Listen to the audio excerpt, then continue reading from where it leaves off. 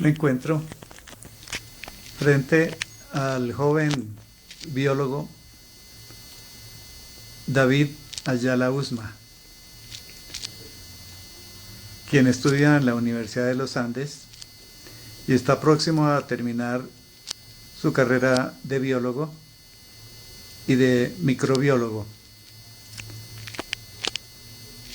Le hemos solicitado nos conceda esta entrevista para que nos cuente algo de su carrera, de sus proyectos, del descanso que piensa tomar ahora, siendo muy joven, porque él, como una máquina humana, también se cansa. Entonces la primera pregunta es que nos diga cuántos años tiene, dónde nació. Bueno, yo nací en la ciudad de Bogotá el 13 de mayo de 1992. Cuenta mi mamá en la clínica Fundadores. eh, Durante, pues bueno, eso suma ya un total de 19 años, casi 20. Y bueno, supongo que han sido bien vividos. He conocido a David desde niño de brazos y siempre que lo visito en su casa, lo veo sentado al computador, entre cuadros y cuadros y recuadros, siempre afiebrado por el estudio, por la investigación, desde su más temprana edad. Cuéntenos cómo ha sido ese proceso para llegar hasta esta beca que ha conseguido después de terminar el bachillerato en la Universidad de los Andes. Bueno, supongo que el proceso realmente comienza desde antes del nacimiento y hay cosas que yo no me acuerdo desde ese entonces, pero digamos que de lo que yo alcanzo a recordar y lo que podría afirmar con certeza, diría que comenzó sobre todo en la primaria, cuando yo vivía en un pueblo fuera de Bogotá con mi mamá. En esos años, en 1995 aproximadamente, llegó mi abuelito de la ciudad de Cali. Él se instaló con nosotros y comenzó a vivir pues con mi mamá y conmigo, que era la composición de mi familia en ese momento. Eh, Mi abuelito y mi mamá, pues debido a la profesión de ella y a su afición, eran grandes lectores. Ellos se comunicaban bastante con las personas, dialogaban mucho con los textos que llegaban a sus manos, fueron revistas, libros de literatura, textos científicos, textos periodísticos en general. Y digamos que a partir de ahí ellos fueron horadando mi cabeza, digamos, como introduciendo curiosidades bien, digamos, sobre todo en el mundo de la tecnología, de la ciencia. Y pues bueno, supongo que eso tuvo sus resultados debido a que en el colegio, más o menos en el 2003, cuando ya llegué yo a Bogotá, encontré la oportunidad de desenvolverme en el campo de la biología debido a un proyecto que tenía mi colegio, el colegio CAFAM, de biotecnología vegetal. Y a partir de ahí pues ya visité otros escenarios, el Instituto de Biotecnología de la Universidad Nacional, que fue mi primer encuentro con la universidad como tal. Y pues bueno, durante estos años de formación digamos que siempre me interesé en este tipo de actividades científicas, hasta que en el año de graduación, en el 2007, pues tuve la fortuna, o no sé cómo decirlo en este caso, de tener un muy buen resultado del ICFES. Y gracias a esto la Universidad de los Andes me escogió entre bastantes postulantes para recibir la beca Quiero Estudiar, que es la que poseo actualmente y la que me ha permitido estudiar la carrera de biología y la carrera de microbiología simultáneamente. Conocí tus habilidades, tus intereses por la ortografía, por el buen uso del idioma. Estuviste en la prensa, en los periódicos, como el ganador del concurso de ortografía que organiza El Tiempo. Cuéntenos, eh, además de la biología, ¿te interesa también el amor por la palabra? Bueno, es algo que creo que tiene el mismo origen que ya les comenté de mi pasión, digámoslo, por las ciencias. Y es algo que todavía me sigue interesando bastante, porque, pues bueno, como yo le he conversado con varios amigos míos, el aprendizaje y los aprendizajes que uno adquiere en el tiempo, a través de todas sus experiencias, yo no conozco ningún otro, un conocimiento independiente al lenguaje. Es decir, nosotros a toda hora que captamos información lo que hacemos es expresarlo en nuestro lenguaje y almacenarlo en nuestra memoria, y todo está lleno de palabras, todo está lleno de discursos, todo está lleno de sonidos que aluden al lenguaje. Entonces digamos que yo siempre he pensado que así como nuestra herramienta, la herramienta de trabajo de otros campos, que no necesariamente son la literatura o el periodismo o digamos los conocimientos, las áreas del conocimiento que se interesan exclusivamente por el análisis del lenguaje, utilizamos unos métodos, nosotros los que trabajamos las ciencias naturales utilizamos métodos un poco más matemáticos, más experimentales, que al final se reducen a hablar en otros lenguajes. Entonces nosotros siempre estamos expresándolo todo en función de diferentes tipos de lenguas, de maneras de pensar, y eso me hace reflexionar acerca de la importancia que tiene el saber expresarlo bien. Y digamos que esta clase de cosas, de pensamientos que pueden ser a veces simplemente inconscientes, fueron los que me llevaron a preocuparme por escribir bien, por leer bien, entender bien cada palabra, y supongo que ese fue el resultado de ese proceso. David, ¿cree usted que usted es un joven, un muchacho nerd, o un superdotado, o un genio, o es simplemente un estudiante que has querido explotar tus dones que la naturaleza te ha dotado? Pues bueno, aquello de nerd es un título un poco despectivo y que comúnmente lo utilizan por ahí pues las personas. En cuanto a lo de genio superdotado, que ya son títulos digamos más sociales, más generales, pues bueno, yo no digo nada porque eso realmente son juicios de la historia. Una persona es un genio cuando a partir de un proceso, un resultado o algunas manifestaciones de su saber, se ha dado a conocer a la sociedad, y esta sociedad misma dice es que esta persona es un genio porque ha contribuido a la sociedad, al conocimiento, etcétera. Entonces pues digamos que yo no soy un genio en el sentido, en este sentido, no podría considerarme una persona superior a otros estudiantes, porque hay personas mucho mejores que yo en el ámbito académico, hay personas supremamente talentosas y hay personas que tienen inteligencias distintas a las que podría yo tener en este momento de la vida o no. Y pues bueno, yo solamente diría que yo trato de dar lo mejor que puedo, a veces no lo doy tampoco, y eso es muy natural y frustra incluso a veces, pero pues bueno, digamos que yo trato de hacer mi camino por lo que creo que está bien y por cómo me guío, por cómo me gustaría llegar a ser en un futuro. Esta entrevista partió de una apreciación que tengo de su dedicación al estudio, a la investigación.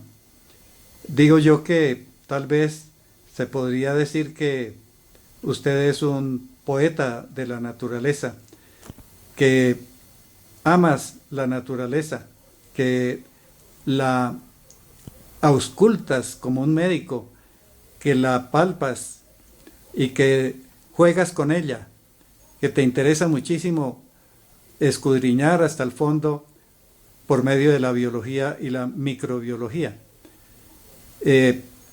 ¿Cómo llegaste a ese pensamiento? Bueno, respecto a esa opinión, cosas muy interesantes en cuanto a la aproximación que digamos los estudiantes tenemos actualmente.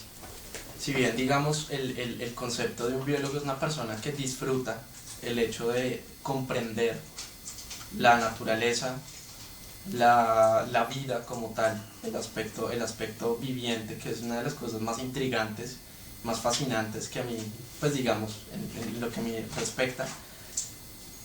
En el ámbito académico se trabaja un poco más, no tanto como el compartir con la naturaleza, el sentir la naturaleza como parte íntegra del organismo, como parte extensiva del organismo, sino como el ser humano que domina la naturaleza de la misma manera. Tal vez no todos los profesores, no todas las personas no todos los científicos o las personas que manejan estos conocimientos lo sientan así, pero digamos que la, la, la aproximación a la naturaleza es un poco más de médico, un poco más de el examinador y el objeto examinado. Pues digamos, muy, muy humano en ese sentido. Pero digamos que, y me gustaría como salirme un poco de la pregunta, en el sentido en el que la belleza de la naturaleza radica en que nosotros somos parte de ella, nosotros estamos embebidos en ella toda hora, nosotros no somos los seres humanos y la naturaleza, sino es la naturaleza que contiene humanos, pero a la misma vez que nosotros en nuestro pensamiento racional, digámoslo de ese modo, en nuestra necesidad de grandeza, nuestra necesidad de separación de lo natural, nos contrastamos con ella permanentemente. Entonces somos seres naturales que no quieren ser naturales, y esto nos lleva a permanentes conflictos, no más para ilustrarse el hecho de los riesgos del calentamiento global, el atentar contra las fuentes hídricas, no explotar sosteniblemente el planeta. Es una manera de evidenciar que somos nosotros contra el mundo. Pero pues digamos que en este conjunto de conocimientos y de posiciones y de aproximaciones frente a lo que son el ser humano, el planeta y todo lo que contiene, estoy yo en la mitad, porque soy una de esas personas que está recibiendo el conocimiento de otras personas que también viven en este conflicto permanente, y la misión que yo siento, que no solamente tengo yo, sino las demás personas que estudian mi carrera o que siguen este camino de comprender la vida, es tratar de manejar a las personas, de mostrarles una senda en la cual nosotros somos parte integral de la naturaleza y tenemos que responderle a ella y respondernos a nosotros mismos en ese sentido.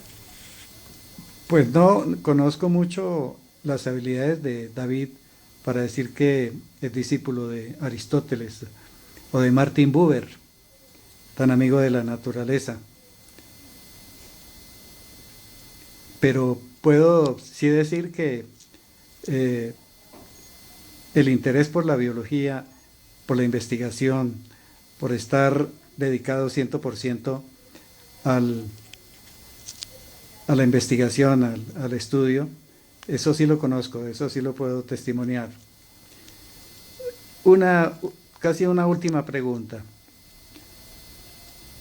He sabido que vas a hacer un alto, como una especie de tiempo sabático, que te sientes cansado de estar tan dedicado, siendo tan joven, estar tanto tiempo dedicado al estudio, al contacto con el conocimiento que viene de fuera, que viene de la naturaleza, y que podría ser un obstáculo y convertirse en algo peligroso para tu salud mental.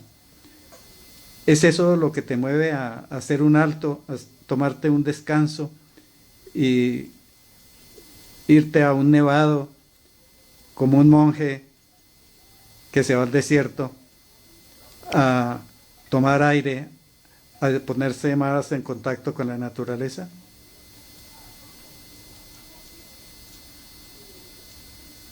Bueno,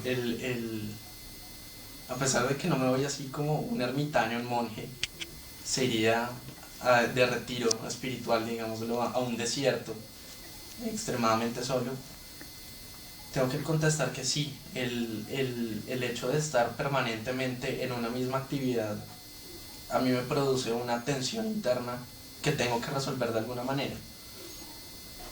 Y, y digamos que yo me siento parte de esta doctrina, o pues no doctrina, sino línea de pensamiento que digamos la refleja muy bien un geólogo llamado Lyell, del cual Charles Darwin tomó gran parte de sus teorías, de las teorías de Lyell para sustentar la evolución. Y es que la Tierra y todos los seres naturales somos seres de cambio permanente. No estamos diseñados, si es que alguien cree en el diseño, o no estamos en un sistema estático en donde podemos estar haciendo lo mismo indefinidamente